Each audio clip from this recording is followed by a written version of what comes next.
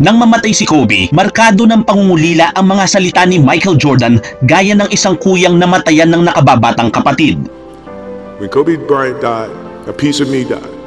Hindi inakala ng marami na may malalim na pagkakaibigan ang dalawa sa pinaka-competitive na mga players na tumapak sa liga.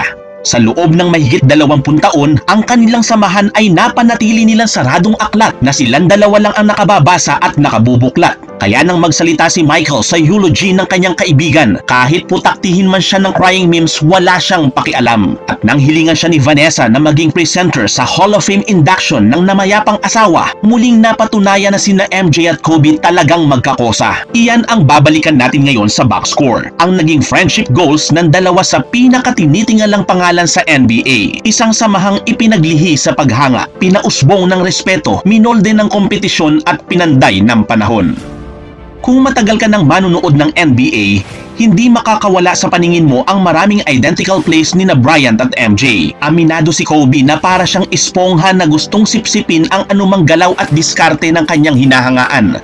At very vocal siya na ang kanyang childhood hero ay si Michael Jordan. Nang tanungin naman ng 6-time champion kung sinong player ang sa tingin niyang makakatalo sa kanya ng one-on-one, idinaldal ng kanyang dila ang Lakers superstar. Inaral at ipinatter ng 5-time champion ang kanyang laro kay MJ. Kaya ang mga shot selection, footwork at strategy ni Kobe parang photocopier machine ni Jordan na na-xerox ng clear copy. Pero walang pait at sumbatang naganap tungkol dito sa pagitan ng dalawa sa mga pinaka-ma-influensyang player.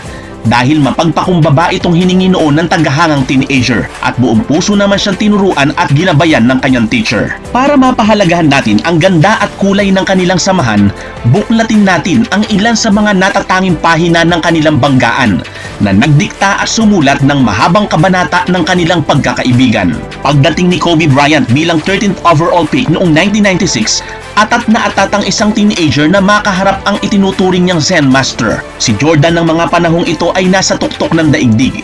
Hinahabol ang pang-apat na singsing at patuloy na nanyayanig. Finally, noong December 1996, nabigyan ng pagkakataon ang 18-year-old high school graduate na si Kobe Bryant na makaharap ang kapwa niya 6'6" na role model shooting guard. Andun ang gigil ni Kobe na makaharap si Jordan one-on-one, makaulayaw sa hardcourt, makasabay sa kiskisan. Pero sa una nilang pagdadaupang palad, lutang na lutang ang kanilang agwat. Mapakla pa ang laro ng 5 puntos ni Kobe sa 10 minuto mula sa bangko.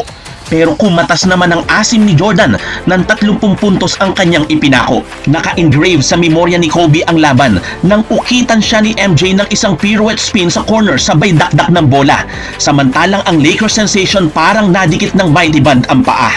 Natatawa sa sarili ang Laker point guard dahil kahit ilang beses